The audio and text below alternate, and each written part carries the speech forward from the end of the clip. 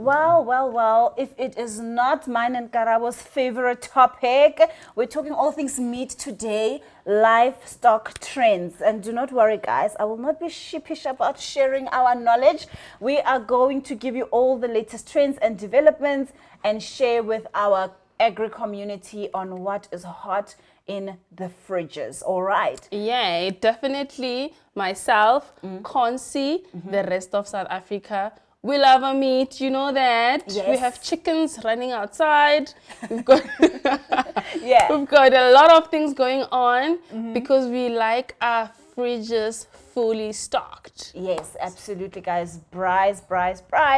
And yeah, for those who are new to this video or to this channel, I'm Consi. This is my friend Karabo. We are the Agri Duo, and this is the home of all things agri. All right. Definitely. So if you like this content, please stay tuned. Also on our social media pages, we're talking everything from farm to fork. Yes. And by farm, I also mean your garden and my garden. Yes. So this is where we at. All the way to your tables. Yay. All right. Today, guys, so we're just going to be talking about where the prices are in terms of livestock. We always say we are so choked by the high prices. We always complain, we always cry. Yeah. So we're just here to give you an update, quick one, on where the prices are and what is driving the market currently. Yeah. So we will start with beef. Our favorite. Our we love our favorite. steaks. Oh, yes, please, and a glass of red wine. Yes. But today's not about wine. Okay.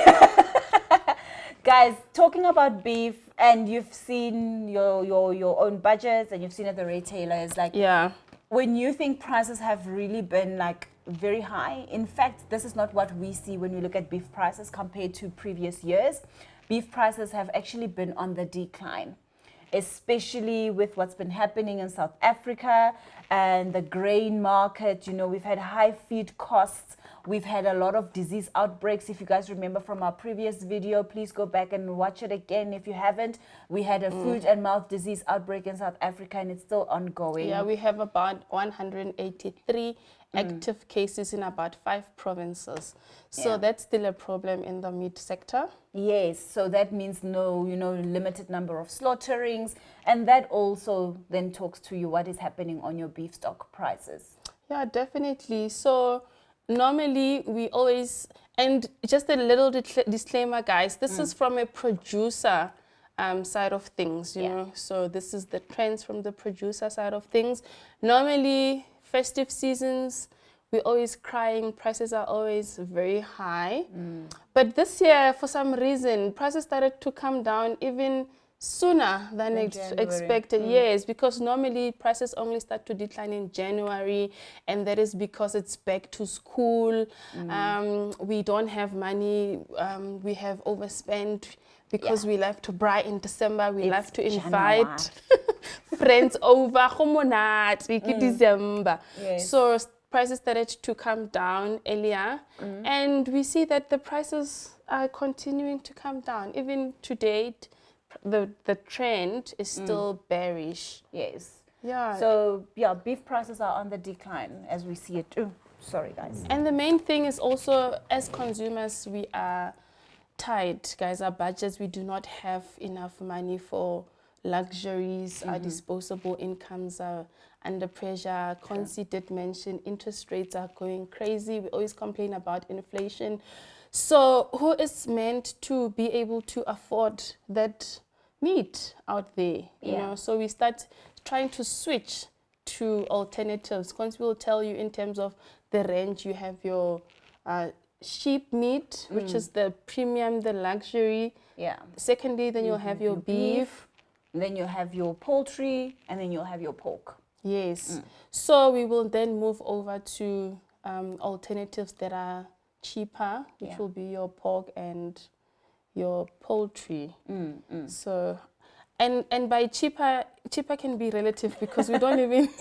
Yes, right. It also depends on the cuts and all of that. So, guys, just take this as a more of a general view, because we're not talking, oh my gosh, lamb shank or an oxtail right here. We're just talking your normal, like a chuck or a beef stew or a mince. Yeah, like normal consumer type of average household food things basket. that we can afford. We're not talking dry aged steak.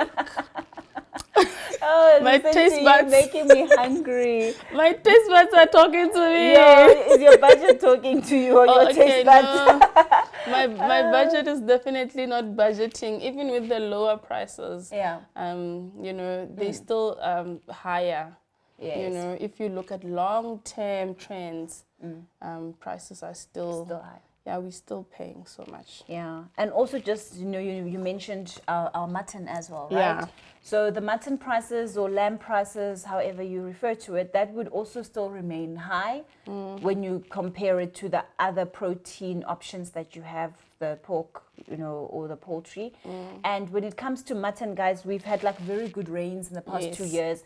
And in some of the key, like, you know, your sheep meat producing areas, they have nice grazing conditions. So they're not going to slaughter the sheep. They're going to keep them, you know, and grow their herd population. So in terms of then supply, you find that, okay, we don't have enough supply, which then goes and supports the high prices that you would see at a retailer and also what you would get at farm gate. Yeah. So that is actually what is happening there. And obviously, you know, your beef and your mutton, they tend to follow each other. Yes. So if the beef prices are slightly on the down, there's not so much that they can do with the lamb as well. So that is also like more or less growing in that range or staying at the level that it is. I don't expect it to increase to a large extent in the next couple of months because, like you said, consumers are really under pressure in terms of just disposable incomes and what they can afford for their households. So there's not so much that they can still tick up and bring up in terms of your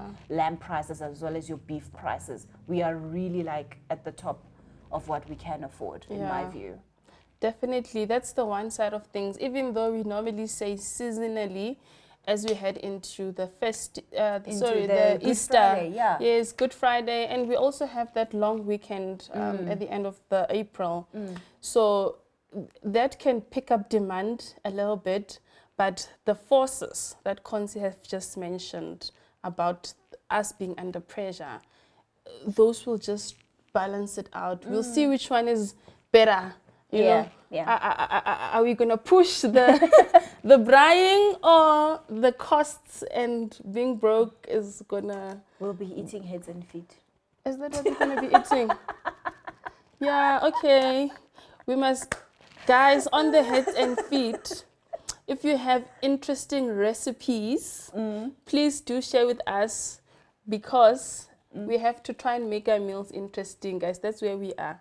We cannot go and get that dry aged steak anymore. Yeah, no, poultry is also an interesting one, right? So poultry has actually been prices have been supported since the beginning of the year. Yeah. And that's mainly because of what's happening in terms of your high grain prices, even though it is starting to steady a bit now.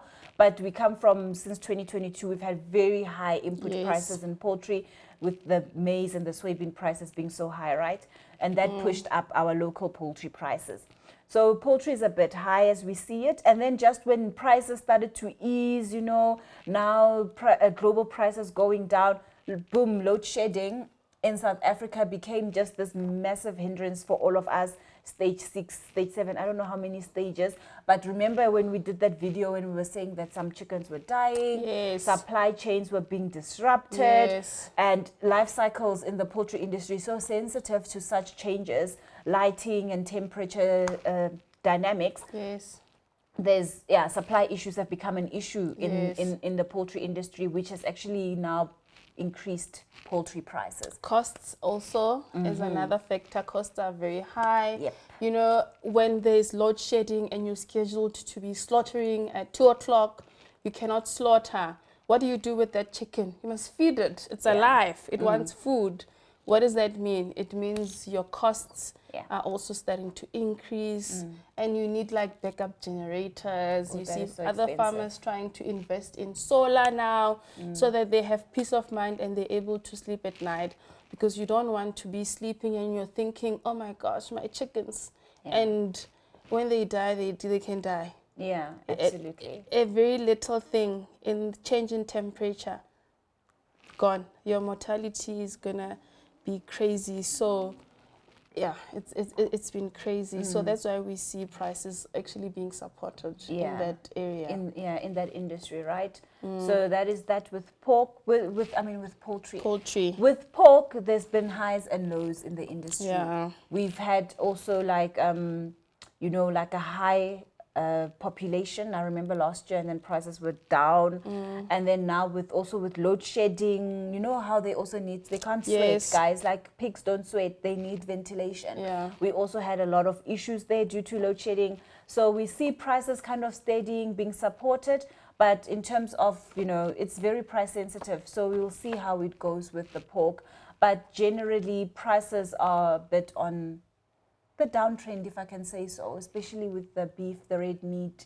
It's just the poultry that's still supported. Yeah, but the poultry cannot go higher than the beef, for example, guys. So considering the dynamics that are happening in the red meat industry and them not being able to push up any more higher prices due to the fact that as the consumers, we are very pressed, there's only so much that the chicken can go up. So I don't think prices in the poultry industry are going to increase significantly, at least not in the next month.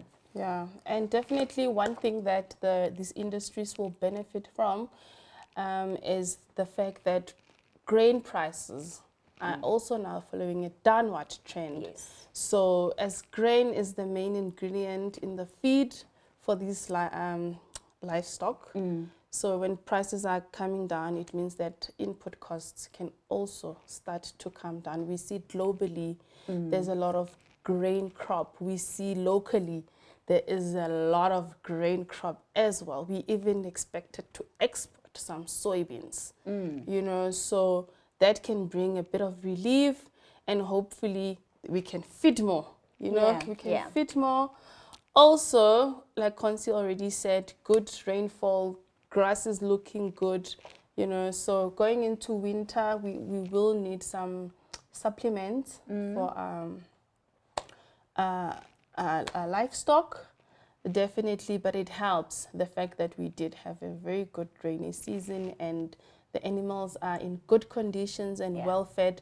They're not just going to go into winter and they deteriorate, even though you still have to supplement. Yeah, absolutely. So yeah, guys, that is it from us in terms of the livestock sector and the livestock update. Until our next video, Karabo. Adios. Bye.